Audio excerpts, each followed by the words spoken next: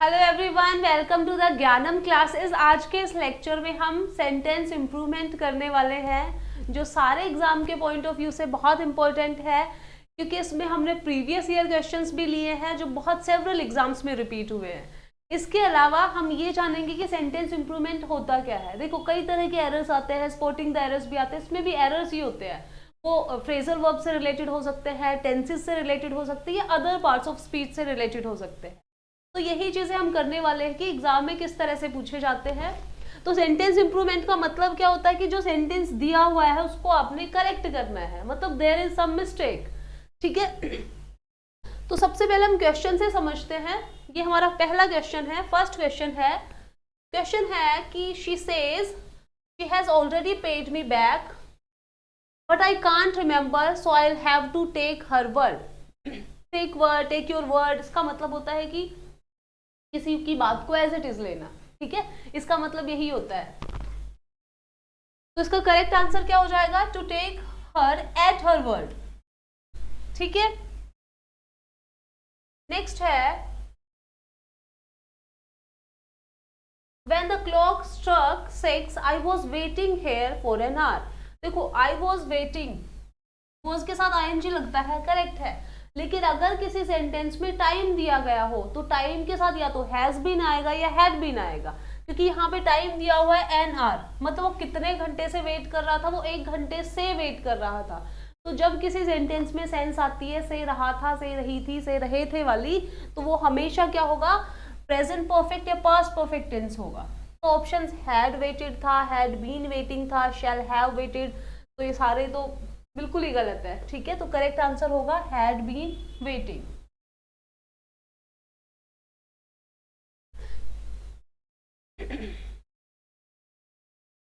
Next है when he arrived to attend the wedding of his brother he had been dressed in dark suit. तो he had been dressed, अभी अभी हमने पढ़ा कि had been के साथ आईएनजी लगता है, और अगर हैड बीन के साथ अगर कहीं पे थर्ड फॉर्म यूज भी हुआ है तो वो सेंटेंस हमेशा पैसिव वॉइस में होगा। तो ये सेंटेंस तो पैसिव वॉइस में भी नहीं है, तो फिर क्या हो जाएगा? हम ऐसे ही बोलते हैं ना, he was dressed in dark suit, he was dressed in black suit, blue suit, तो वॉज ड्रेस्ड आ जाएगा। ठीक है,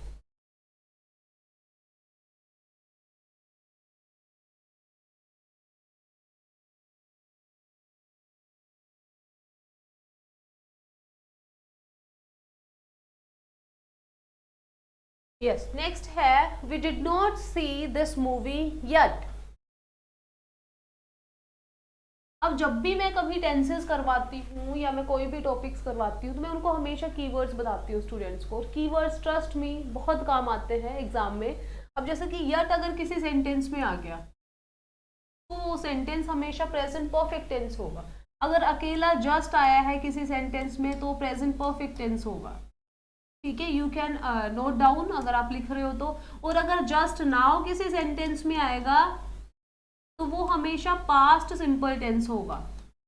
इसके अलावा जैसे कि मैंने और भी कई कीवर्ड्स बताए कि यस्टरडे अगर किसी सेंटेंस में आया है, अगो आया है, अपॉन आया है, वंस आया है, तो वो हमेशा क्या होगा? सिंपल पास्ट टेंस होगा। तो उससे आपको एक आइडिया लग जाएगा कि सिंपल पास्ट टेंस है तो हमने वर्ब उसी के अकॉर्डिंग यूज करनी है। ठीक है, तो यहाँ पे यट आ गया। अब आपको ये पता चल गया कि अच्छा यट आया है तो मतलब this must be present perfect tense. तो अब एग्जाम्पल में आप देख सकते हो, ऑप्शंस में आप देख सकते हो। फर्स्ट है हैड सीन, तो हैड सीन नहीं होगा, मान लो आपको नहीं कुछ समझ में आ रहा। Have not seen, have seen, तो have not seen. We did not आ गया ना, तो we did not have seen this movie. ठीक है, तो क्या आ जाएगा? डिड नॉट को हम काट देंगे तो इसकी जगह पे क्या आ जाएगा? Sorry, we have not seen this movie yet, हमने अभी तक इस मूवी को नहीं देखा है। ठीक है ना, तो इजीली आप इस तरह से कर सकते हो। नेक्स्ट है each of our students pay their tuition fees at the beginning of the month. अब ये जो क्वेश्चन है ये सब्जेक्ट वर्ब एग्रीमेंट से रिलेटेड है। मैं साथ के साथ इसलिए बता रही हूँ ताकि आपको ये भी पता चले कि ये जो एरर्स है वो कौन से पार्ट्स ऑफ स्पीच से लिए गए हैं, तो दैट आप उनको और स्ट्रॉन्ग कर सको। अब देखो, ईच से अगर कोई सेंटेंस स्टार्ट होता है या किसी सेंटेंस में एवरी आता है, एवरीबडी आता है, मतलब कितने जितने भी हमारे इंडेफिनेट प्रोनाउंस है, एवरीबडी हो गया, नोबडी हो गया, समबडी हो गया, एनीबडी हो गया, अगर किसी भी सेंटेंस में आते हैं तो उनके साथ हमेशा हम सिंगुलर वर्ब यूज करते हैं। अब यहाँ पे ईच से अगर कोई सेंटेंस स्टार्ट हुआ है, मतलब ईच अगर एज ए सब्जेक्ट यूज होगा तो उसके साथ भी हम हमेशा सिंगुलर वर्ब यूज करते हैं, ठीक है। तो यहाँ पे है each of our students pay their fees, pay their tuition fees, ठीक है। ऑप्शंस क्या कहते हैं, student pay their fee, student pay their, students pays their, students, यहाँ पे देखो स्टूडेंट्स ईच ऑफ आ गया तो स्टूडेंट्स पेज हिज, तो यहाँ पे क्या आ जाएगा, स्टूडेंट्स पेज हिज, ठीक है। Students page his tuition fees at the beginning of the month, ठीक है, क्योंकि ईच हमारा सब्जेक्ट है तो ये इसको हम एज ए सिंगुलर लेंगे, ठीक है। और ऑफ के बाद देयर इज अ रूल, अगर वन ऑफ आता है, ठीक है, ईच ऑफ आता है तो इसके बाद नाउन तो हमेशा सिंगुलर प्लूरल होगा, जैसे कि स्टूडेंट हो गया, ठीक है, स्टूडेंट्स है ना यहाँ पे, बट वर्ब हमेशा क्या होगी, सिंगुलर होगी, ठीक है। तो इससे कई चीजें क्लियर होगी, क्योंकि वन ऑफ भी आता है उसके साथ भी सेम यही रूल फॉलो होगा, ठीक है। अब इसमें एक और है, अगर ईच से पहले, मतलब सिर्फ रट्टू तोता नहीं बनना है कि ईच बताया था तो ईच के साथ सिंगुलर यूज हो गया। अगर एग्जाम में आ गया कि वी ईच, एग्जाम में आ गया कि वी ईच आर वेल, मान लो, तो अब यहाँ पे हमारा सब्जेक्ट क्या है, यहाँ पे हमारा सब्जेक्ट वी है, ठीक है ना। तो यहाँ पे हमारा सब्जेक्ट वी है तो उसके अकॉर्डिंग हम यहाँ पे क्या यूज करेंगे, प्लूरल वर्ब यूज करेंगे। यहाँ पे हमारा सब्जेक्ट ईच था, ठीक है ना।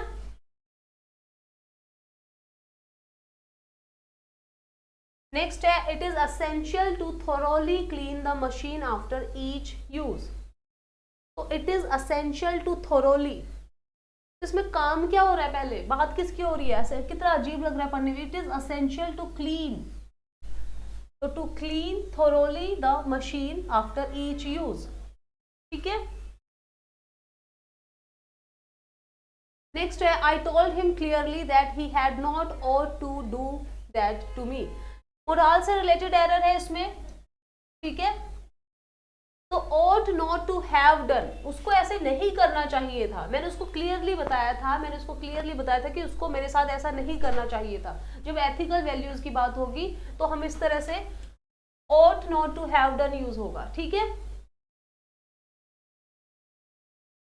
नेक्स्ट है, I took the cycle which he has bought yesterday. अभी मैंने कीवर्ड्स बताए थे कि अगर किसी सेंटेंस में यस्टरडे आता है, अगो आता है, ठीक है, इसके अलावा वंस आता है, अपॉन आता है, ये कीवर्ड्स आपको बहुत हेल्प करेंगे हर एक क्वेश्चन को मतलब फाइंड आउट करने में। I took the cycle which he has bought yesterday, तो that he bought yesterday, that he had bought yesterday, तो यस्टरडे आ गया ना, मतलब सिंपल पास्ट ही है, तो आंसर क्या हो जाएगा, दैट ही बॉट यस्टरडे, ठीक है।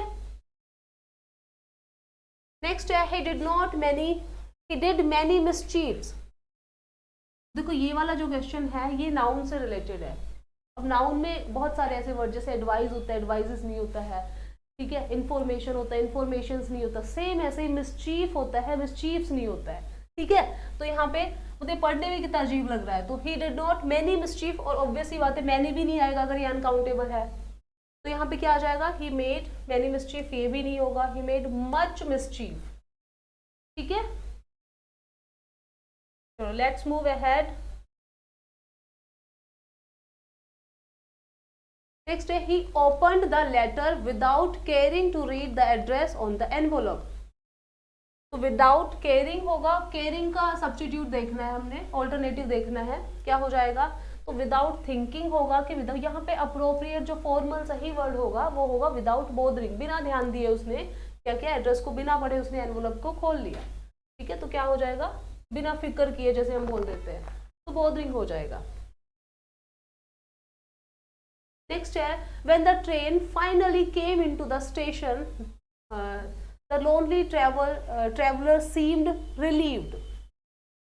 अब ये जो सेंटेंस है, केम इनटू हो गया, केम इन हो गया, ये जो सेंटेंस ये फ्रेजल वर्ब से रिलेटेड है। अब जो फ्रेजल वर्ब्स होती है उनका मीनिंग एक्चुअल में अलग होता है, जो लिखा होता है उससे अलग, जैसे कि लुक आफ्टर हो गया, ब्रेक इनटू हो गया, ब्रेक अपॉन हो गया, there are so many phrasal verbs. ठीक है, तो यहाँ पे क्या हो जाएगा, केम इनटू की जगह पे क्या हो जाएगा, पोल इन हो जाएगा। ठीक है, पोल्ड इन। पोल इन का मतलब होता है ये व्हीकल्स के लिए भी यूज किया जाता है, जब कोई व्हीकल मूव होता है, ठीक है, अपने स्टेशन से या कहीं से, उसके लिए भी पुल इन यूज किया जाता है। इन्वेस्टिगेशन के लिए किसी को बुलाया जाता है तो उसके लिए भी हम पुल इन यूज करते हैं। ठीक है, तो ये फ्रेजल वर्ब्स है, ये फिक्स्ड होती है, ये आप पढ़ लेना एक बार, अगर आपका हो गया तो मैं नेक्स्ट क्लास में आपको फ्रेजल वर्ब्स ही करवाऊंगी।